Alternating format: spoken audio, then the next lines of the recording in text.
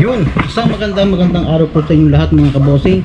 Welcome po ulit sa aking munting YouTube channel, Bossing Robert Official sa YouTube mga kabosing. Isang magandang umaga, tanghali, hapon o gabi na kung ano mga oras po nyo napanood ang video na to. Isang pinagpalang araw. So sana mga kabosing ay ngayong araw ito ay magkasama-sama ulit tayo. At ngayon po ay araw ng aking trabaho. So for the first time ay isasama ko kayo sa aking trabaho mga kabosing. At di ba dati mga kabosing, tuwing linggo lang ako makapag-video at araw ng walang trabaho. So ngayon mga kabosing ay pupunta tayo sa ating trabaho. At samahan nyo ako mga kabosing para at least ay makadalawa tayong video sa isang linggo mga kabosing. Tara, let's go mga kabosing. At naray ko pong mag-video ngayong araw to at baka bukas ay hindi po tayo makapag-video kasi kaninang umaga paggising ko wala naman akong nararamdaman. Paggising ko parang pagtingin ko sa salamin malaki yung isang kabilang mukha ko na magasya mga kabosing. Tinignan ko, pinapakaramdaman ko parang gamsya. So hindi pa tayo nakakainom ng gamot at iniisip ko baka ngipin, pero wala namang masakit sa ngipin ko mga kabosing parang gums. Nagtabingin ng mga kabosing. So baka bukas na mga kabosing hindi tayo makapagpakita sa inyo at baka yung kabilang mukha ko ay malaki, yung kabilang hindi. So ngayon mga kabosing, bagamat ganon ay diretso po tayo ng ating trabaho. At kaya kagaya po na sinabi ko sa inyo ay gusto ko po kayong makasama ngayong araw sa mga ganap sa mga kaganapan sa aking mga trabaho mga kabosing. So mga kabosing, gusto ko lang i-share sa inyo na yung hindi pong lingid sa inyong kaalaman na ako ay isang jeepney operator.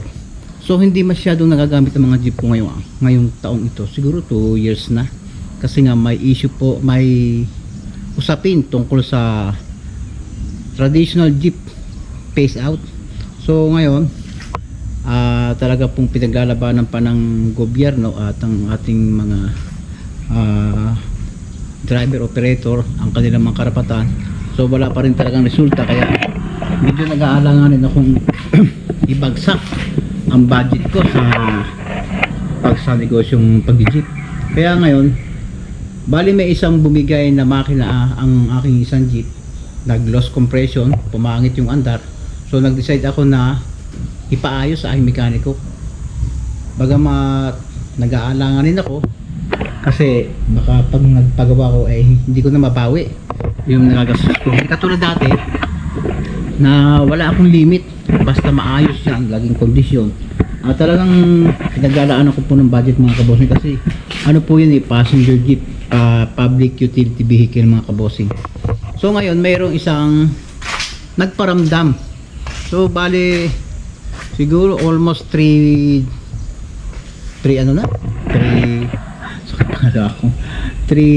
years na wala akong napapa-overhaul na makina. So ang gagawin ko dito sa aking makinang ito ay hindi ko siya pa-overhaul mga kabosing. In short, padudukot ko siya para hindi na siya ibababa, hindi po pull out yung makina. Parang dudukot yung doon i-repair ang makina sa loob ng pagkakabit sa sasakyan. So gusto ko kayong isama at para magkaroon din po kayo ng idea yung ibang may mga traditional jeep dyan. Siguro naman alam na nila, pero yung mga hindi, siguro magkakaroon kayo ng idea. Kasi ang paggagawa po ng mga makina ay simple lang yung mga kabosing. Kung talaga pag-aaralan mo, napakadali lang pag-aaralan. So yun po ay napag-aralan ko kasi tayo po ay jeep operator. At hindi po tayo pwedeng magnegosyo lang, wala po tayong idea tungkol sa ating hanap buhay. Kinakailangan po ay hindi tayo pwedeng lokohin ng ating mga tawan that tayo ay pamilyar sa ating negosyo. Kaya yan po, bago pinasok ang hanap buhay na yan ay pinag-aralan ko tayo ng ayos. So yan mga kabosing, samahan nyo akong ngayong araw na to at malay nyo yung ibang na may mga sasakyan dyan na mga private na para sa mga jeep ay magkaroon din ng idea. Pero at least I think alam din ng iba Pero meron po kasing may mga ari sasakyan ay basta na lang po bumili ng sasakyan, wala po silang idea kung paano po nagkakaroon o magpapagawa o ano mga maintenance ng sasakyan. Basta po sila ay gumagastos na lang kung ano na po ang sabihin ng mekaniko, yun lang po yun na ang kanilang sinusunod. So shout out naman sa ibang mekaniko, hindi naman lahat pero meron po namang mga mekaniko na kumita lang ay kahit na pwede namang gawa ng paraan, yung iba ay pinagagastos ng sobra yung mga nagpapagawa. Pero yan ay pagbaguhan ka lang pero pag may idea ka na, hindi ka na marunong mga kabosing. Mga kabosing, samahan nyo ako, let's go. Kaya mga kabosing, dito tayo sa sa garahe ko at samahan nyo ako sa habang panoorin ang paggagawa ng makina ng ating master mechanic, si Long, ang naghahanap ng mga kapareha. Bako po! Kung matanda nyo mga kabosing, minsan ako napapasyal sa kanya, ang hinahanap niya ay yung mga 45 pataas daw. Bako po! Tapos nung magpunta tayo mga kabosing nung sa kanila ay galit na galit siya doon sa bumili ng motor. Ayan. Tingnan natin mga kabosing yung binubuo niya. Na talagang pili kong sabihin na ito yung ating pintor na kung kailan na lang magustuhan pumasok. Ayan yung mga kabosing yung head na pinagawa ko kahapon sa machine shop. Ayan. Nagkaroon siya ng ng tagas. Ilan ba ang tagas ito, Long? Dalawa daw. Dinaan ko ito sa machine shop mga kabosing. Ayan. Ngayon mga kabosing, at sa ngayon mga kabosing ay talagang naghahanap yung aming mekaniko, baka naman may mga available sa inyo dyan. Ayan mga kabosing, palit na siya ng mga liner. Ayan. Yung ibig ko sabihin mga kabosing, pag sinabing dukot, hindi naka-pull out yung makina, bali dito na siya bubuuin. Ibig sabihin makakamenos ako ng gastos dito, pero hindi magiging pulido ang trabaho compare pag nakababa yan. Kasi pag nakababa, makikita mo lahat ng diferensya. Ayan. Basta hanggang sa mabuo mga kabosing ay ating i-video yan. Ayan, mga piston nya. Magpapalit tayo ng Long? Conrad bearing. Ayan magpapalit kami ng piston ring. Then nagpalit kami ng dalawang liner dahil malaki na ang tinae. Ayan, sinipak ko na lang pakita ito yung ibang paraan mga kabosing para makamenos kami sa machine shop. Ayan, binibiyak na lang kasi pag ibabayad dito sa machine shop, parang magkano nga isang bunot ito? 600, salpak, 600, 1, 2. So dito sinisira na lang para at least kung masira man siya makamenos ka rin. At saka hindi na rin maaari mga kabosing yung yung liner na yan, kaya hindi na kami nang hinayang. Magpapalit tayo ng liner. Ayan. Liner ng BC1 para dito yan mga kabosing. Ayan. Sa head. Then yung mga mga sa top, magpapalit din tayo ng nito, crankcase gasket.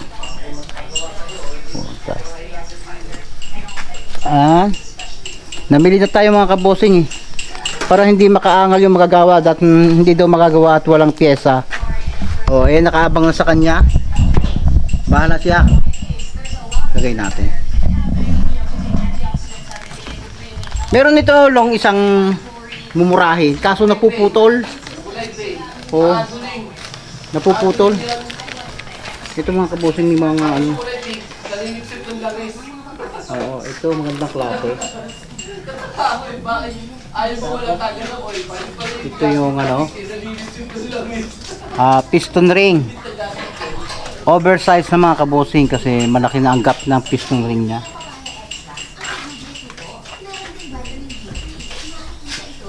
Ito yung Conrad bearing.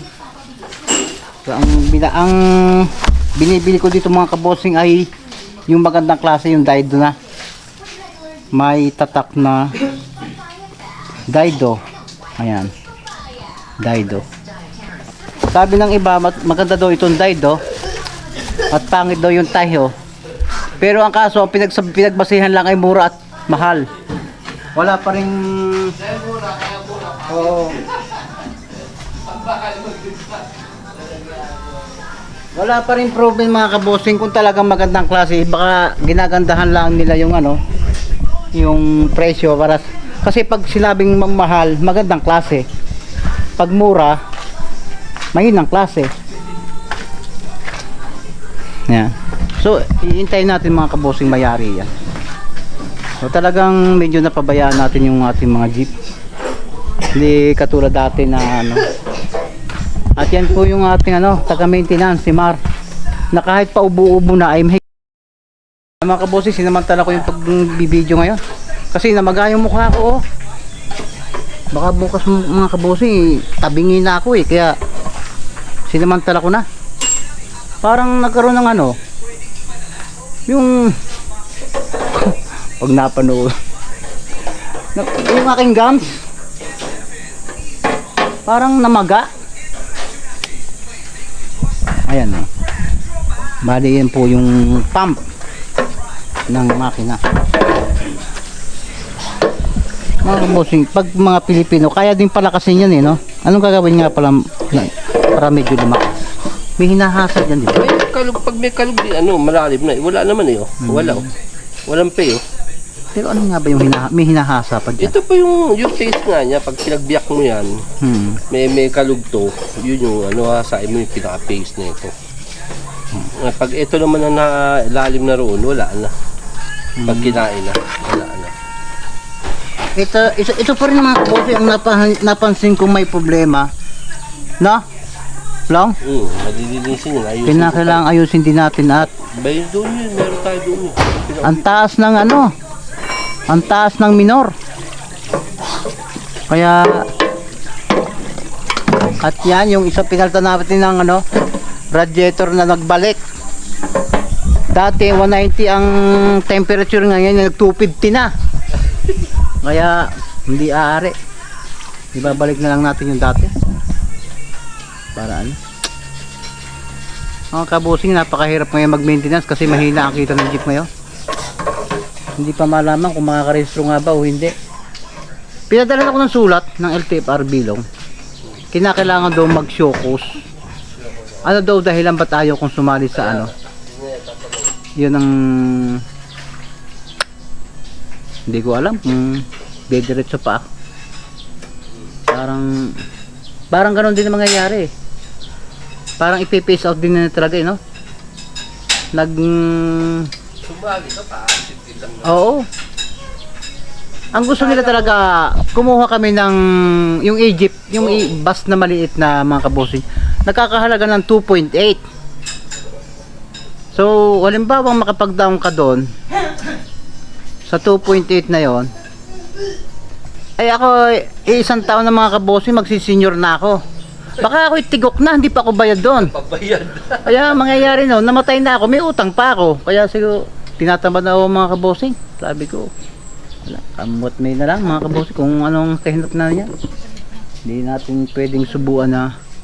Kasi gagamitin din natin ang utak natin mga kabossing, di ba? Hindi tayo pwedeng susunod-sunod na lang na kung anong gustong gawin ng mga negosyanteng mga gobyerno, negosyo yun eh. Sipin mo, gusto mong ma-modernize ang jeep, pwede naman pagandahin. Ba't papalitan ng bus na maliit? Para daw lang komportable ang pasahero sa pagsakay.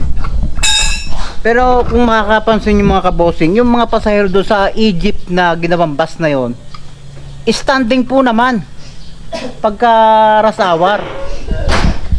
Ang jeep hindi pwede mag-standing kung ano na lang talagang capacity ng jeep. Halimbawang siya man 18 lang. Yung kanila nakikita ko para na rin baslong eh. Ang sikip. Punong-puno yung gitna. Eh, komportable ba yan mga kabosing? Hindi ko alam kung nasan yung komportable doon. Kaya, para bang ginagawa talaga tayong bobo. Hindi naman tayo, ano. Saka isipin mo mga kabosing, halimbawa, ikaw ay isang ordinaryong driver, nakakuha ka ng isang hulugan jeep. Nung makakuha ka ay, ang edad mo ay 40 years old. Nakakuha ka ng, nakabayad ka 50 years old ka na. Tapos pababalikin ka uli sa hulugan. Eh magsi-60 ka na mga kabosing. Diba? Eh, talagang bago mamatay ka, siguradong may utang ka pa. Parang ang monthly long ano eh, 30 ba o 35? Hindi lang, kasi 2.8 eh. 2.8 eh. Eh kung mga kabosing, kung bibili ako ng Egypt na 2.8 na ang brand ay China, ay bibili na ako mga kabosing ng Hi-Ace Toyota. Pwede ko pang paarkilahan. Diba? Diba? Kasi yung Hi-Ace siguro umaabot lang po yan ng mga 1.6. Branded pa. Oh. Eh kukuha ka, pag nasira naman hindi mo magawa. China. Kaya siguro kung hindi ka pamilyar sa pagiging operator, maluloko ka. Pero kung ikaw ay matagal nang nag-o-operator ng jeep, hindi ka basta maluloko-loko sa ganyan. Tulad ng sabi ko sa inyo mga kabosing, yung traditional na jeep, pag nasira yan, kayang-kayang gawin yan ng driver eh. Yung mga clutch, mga minor.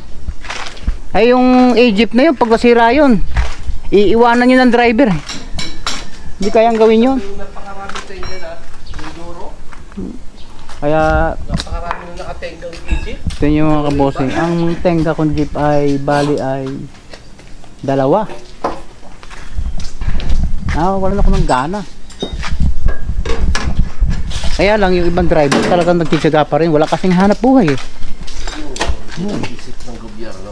Hindi ko alam. Ng gobyerno ang mawawala na. Diba mga kabosing, para doon po sa mga mananakay dyan na sumasakay sa traditional jeep, comment po kayo. Oo nga, may aircon yung ano, eh kaso yung aircon nila pang 2 years lang eh, wala na eh. Tapos sasakay kayo doon sa minibus na maliit na yon.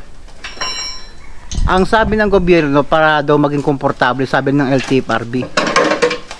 Kung makikita nyo mga kabosing sa ano, sa oras ng biyahe, hindi po komportable. Standing eh. Siguro magiging komportable kung hindi sila magsasakay ng ano, ng yung doon sa capacity lang, hindi yung magiging standing parang bus na eh. Diba? Kasi kaya nila pinipilit na kumuha ng ano, hulugan sa sasakyan. Kasi negosyo nga. Pero meron lang ano eh, merong bangkong hindi pumasok eh. Na land bank yata. Land bank, ayaw yan. Kasi nakita ng mekaniko ng land bank na pag pinahulugan yan sa sasakyan yan, lugi. Hindi mahuhulugan kasi ang makina mga kabosing ay disposable. Hindi magagawa. Kaya dapat ang hindi ko alam eh. Hindi man tayo mahilig mga kabosing sa batikos. Kasi pwede naman tayo mabuhay ng sariling atin. Pero pag nasasagasaan na rin talaga tayo mga Pilipino, hindi mo na rin matitiis eh. Ayan. Pero habang may buhay nga ay tatsaga-tsaga kami mga kabosing. Ayan. Kahit na kami ay walang partner sa buhay. Ayan. Inulit ko na naman. May tinatamaan. Pero mga kabosing, share ko lang. Yung po mga driver ko, marami po ang iniwanan ng asawa. Oh, totoo lang. Hindi nga, totoo po yun. Hindi ko lang alam kung ano po ang reason kung ba't sila iniwanan. Kung ano ba ang dahilan. Siguro, pag uwi ng bahay, amoy kilikili, gawa ng ano, maghapong maghapon sila nagmamaneho. Kasi sa pagmamaneho mga kabosing, pag hindi ka maalaga sa katawan, talagang mangangamoy ka. Di ba, Long, no? Ako kasi mong araw mga kabosing, pag ako'y nagmamaneho, ang dala kong damit, 3. At saka mayroon akong termos na may mainit na tubig. Nagpupunas talaga ako, mabaho. Nakakabaho talaga eh. Oh. Eh, pagdating mo sa asawa mo, pagtabi mo, ay ang baho mo, siguro nakakita na mabango. Ayun, pinapalitan na. Kaya, ayan, isang yan, oh. Yan naman ang ano, hindi pa nasikat, ay dumaos na. Yan si Roland. Kasi hindi mga nag-asawa. Ilan ba yung driver kung walang asawa? May bagong driver naman ako mga kabosing eh, wala ring asawa. Hindi ko kinakabahan na nga ako mga kabosing. Baka isang araw wala na rin akong asawa eh.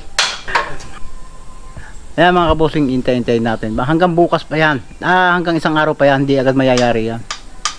At abang-abangan lang ninyo yung kaganapan niya pag hanggang sa umandar yan. At pag hindi umandar yan mga kabosing, ibig sabihin yung ating mekaniko ay hindi yan. Ang naging problema, umaandar naman mga kabosing yan eh. Kaso, nangangain ng langis. Ibig sabihin, gutom siya. Tapos, ano pa ba? Blue by, makina. Mausok na ang breather. Tapos talagang maingay na rin ang makina. Yan, at subukan natin ano, i-video lahat ang mga kaganapan dyan sa sasakyan. Ito yung first time kong mag-video ng ano, ng trabaho namin dito sa garahe. Basta abang-abang mga kabosing. Ayan mga kabosing. Ito naman yung ano, tungkol doon sa pag-restore ng ano, ng ating mga second hand na sasakyan. Bali ito, niretouch yung pintura. Then pinaltan ko rin ng spark plug, gawa ng medyo ano, kalyado. Yan.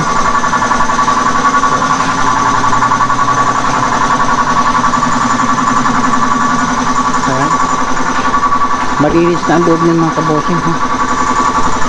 Pero bala ko sana pabalutan ito ng ano, ng set cover leather para presentable naman ang loob. Mayos kaya to, retouch. At ito naman ang kanyang susunod na gagawin yung mugs, i-repaint. Ang EcoSport ay hindi ko lang alam kung 1.5 ito long. 1.5. Nawa po yun ng Ford. Ang mahirap dyan ay medyo mahal ang pyesa niyan. At ito naman ay pick up. Ito ang talagang project car. Sobrang dumi. Lahat, ang daming ayusin dito. Ang model nito ay 1996 Nissan Ultra Eagle. Nai-align na yung mga pintuan yan. Mga kabosing, pag nangyari yan, maganda yan. Pag na-restore ko yan, napakaganda niya. Pag napinturahan, then mapalitan natin ng gulong, yung medyo malaki para magmukhang pick up. Yan kasi stock eh.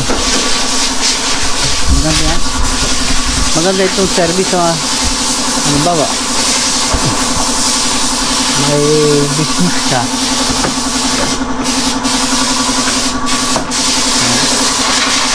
Gawa na natin ang mapping yan. So, pati mga sidings yan ayusin. Ang kesame niya maganda pa naman oh.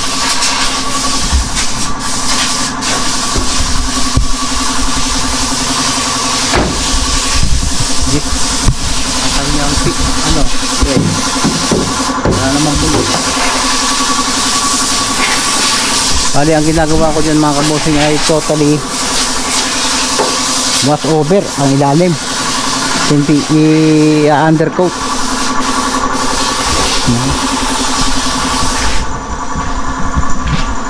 Yan mga kabosing ang trabaho ko. Halos araw-araw. Bali, yan na talaga ang naging aliwan ko at naging hanap buhay ko. Pero talagang ang hanap buhay ko mga kabosing ay jeepney operator at the same time talagang ahindi ko ako ng mga sasakyan. Yan po ang pinagpaaral ko sa mga anak ko, pinagbuhay ko sa aking pamilya. Matagal ko nang ginagawa mga kabosing.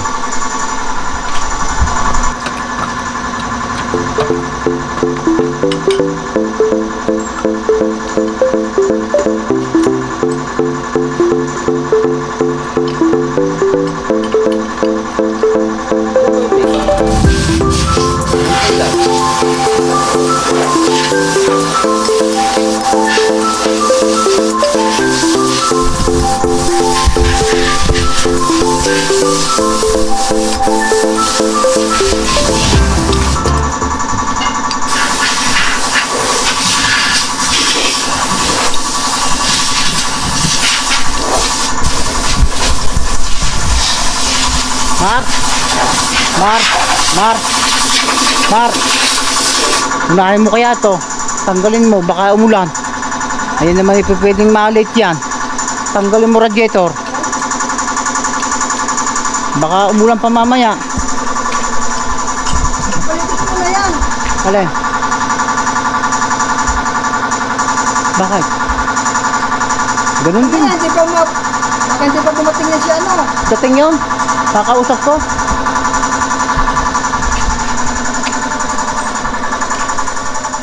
Pag hindi nangyari ito, di i-atras na lang. Atras na lang to.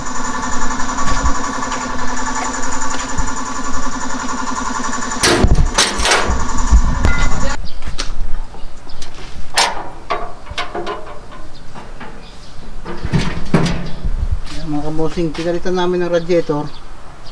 Mukhang ayaw.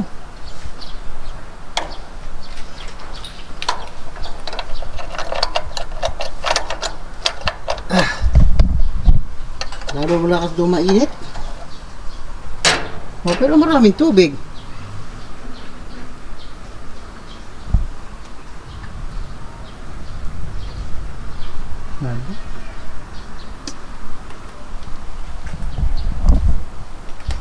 So may inispat pala ikaw Mar dito.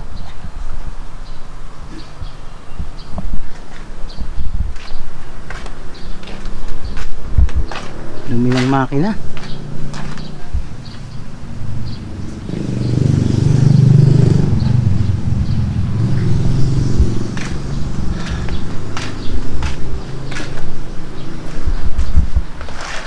Dilim na naman mga kabosing.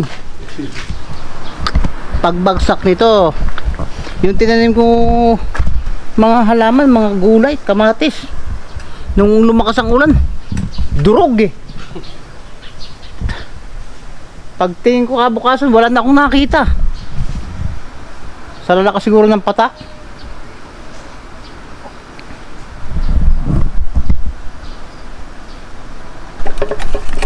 Minsan yung ibang mga Pilipino mga kabosing, pag nasira yung supply na ito, puno kwadrado nila to, no lang, ginagawa nilang kwadrado pag nasira yung supply. Ganun din naman yun, basta umikot. Nakakita na paikot pa.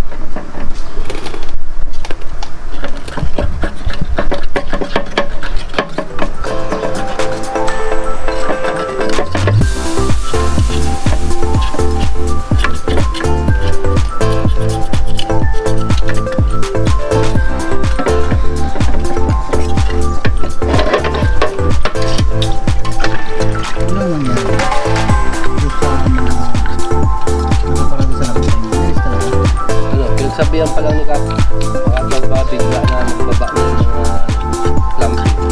Pagiging tayo. Sakit.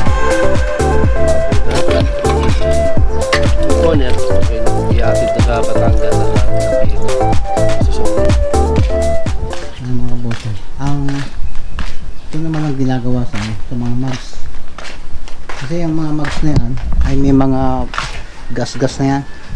Kaya i-retouch natin. Original mags ng EcoSport mga kabosing. Yung mga tao natin ay umuwi na at biglang umulan. So siguro na bukas na lang nila itutuloy. At hinihintay lang isang pyesa ng aking isang radiator pina-overhaul.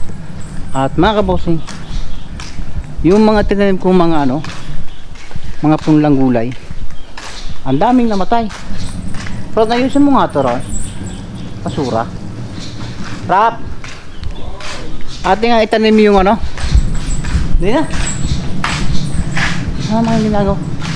Tanim natin habang umulan. Tanim natin mga kabosing yung yung mga punlapang natitira kasi napansin ko kaninang umaga ang daming namatay na na punla. Kaya habang di naulan ang alinsangan. So yan, may natitira ko dito mga punla. Tatanim natin, lilipat natin.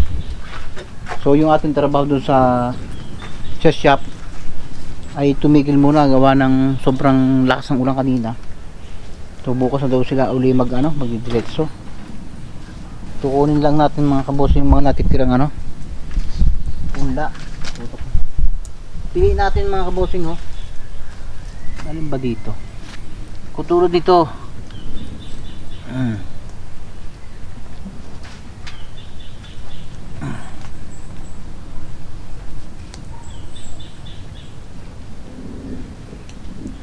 Kaya to parang kaya to kaya punla natin yan, parang iba hintayin na natin mga kabosing na lumaki kung ano kayang klaseng halaman yan, pero mukhang galing doon sa ating ipinunla ayan ito pa iba marami ha, ito ba yun ito doon sa kabila ang dami namatay.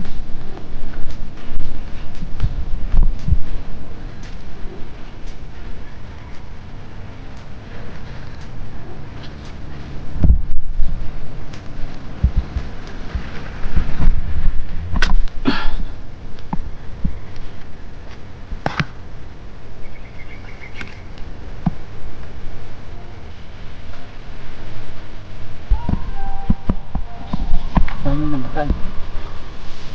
Ito.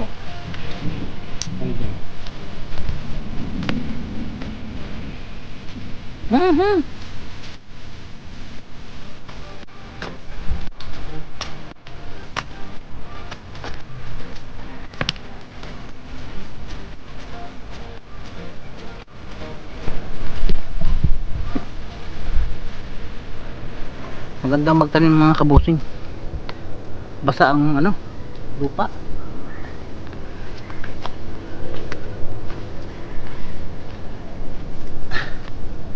Ang mga kabusing talagang napakahirap magbuhay ng halaman dito. Dito sa sa lugar nito namin. Halos pag tuluan ka ng mga ilang araw lang dito, patay agad So, patay na to.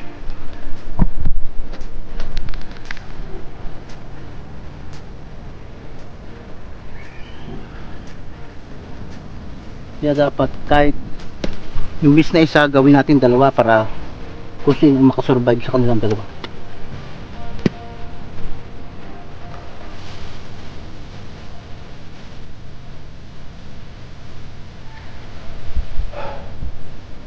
Ang gawin dito.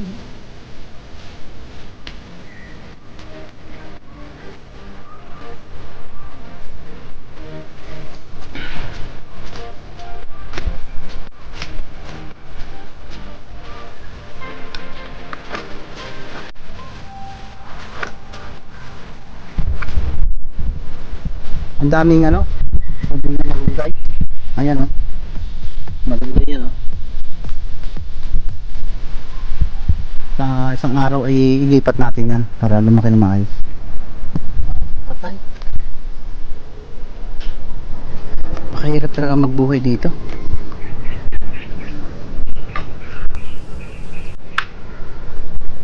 Yun o. At tatanim natin lahat yun. Yung tuyong-tuyong yan. Ito pinakamadilig. Saka yun.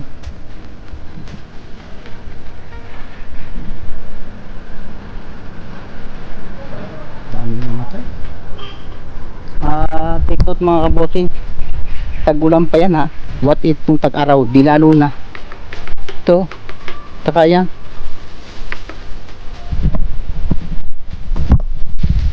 Diba?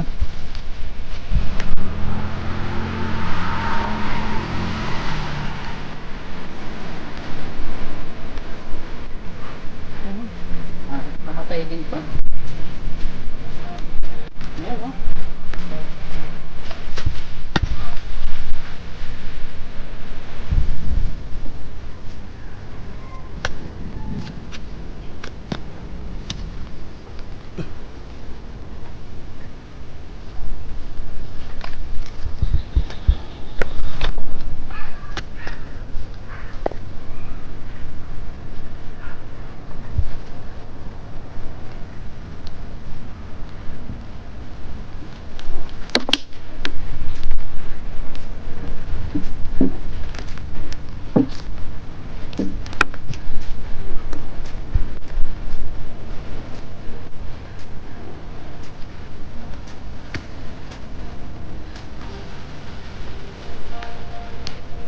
Yan mga kabosing, bali yung mga namatay na punla natin na inilipat ay ni-replace natin yung ibang natitirang punla.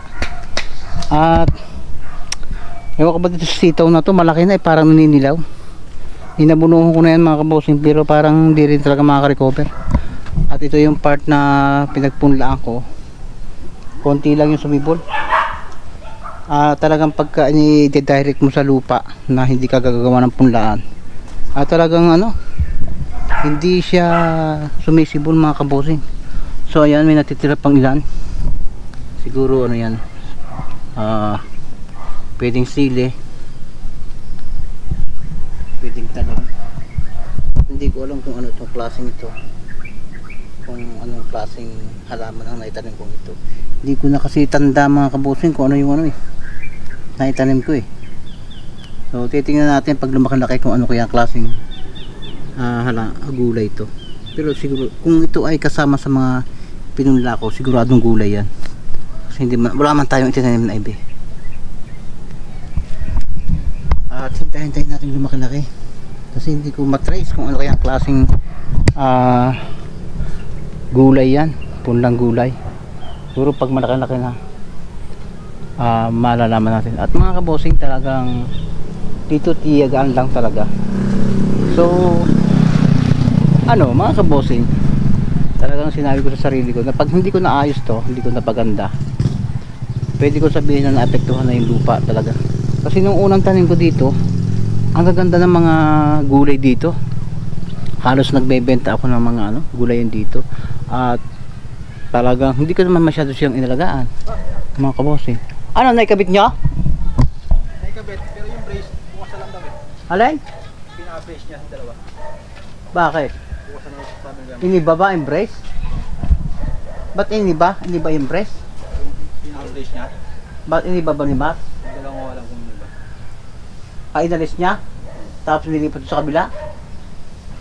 Tinanggal niya kanina yun eh. Ano ba ang sabi ni Kaloy? Nung makita mo ba maraming bara? Wala naman bara, madumi lang. Hindi barado? Madumi barado. Talagang hindi kaya, kasi yung isang radiator rin pina-overhaul ko, baka naman hindi sinilaksak yun, baka basta lang tinakipan. Sige, siguro may bago yung dumating ka dito yari na yun bukas ha?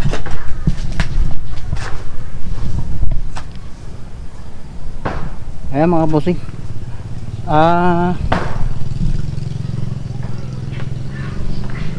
Bali dito na lang natin puputulin yung ating video ngayong araw na to.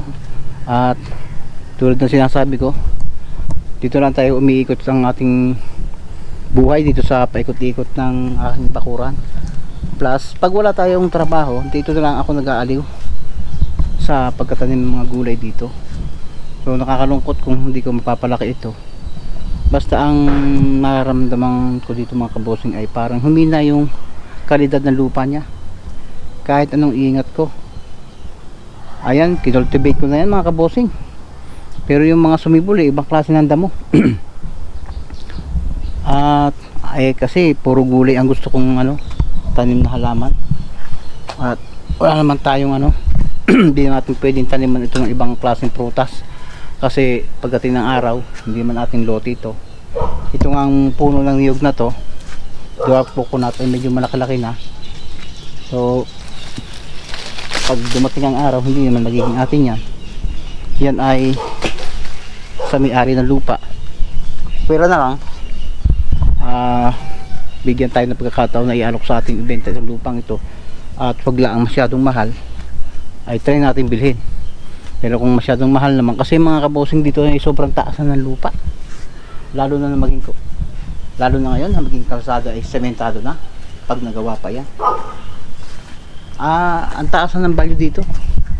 So parang yung galing ka sa hindi ganun presyo ay biglang maninibago ka pag ganyan bibili mo.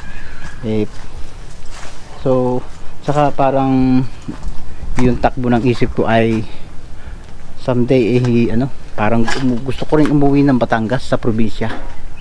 At siyempre pag naka-graduate na yung bunso ko, talagang magde-decide na ako na umuwi ng Batangas.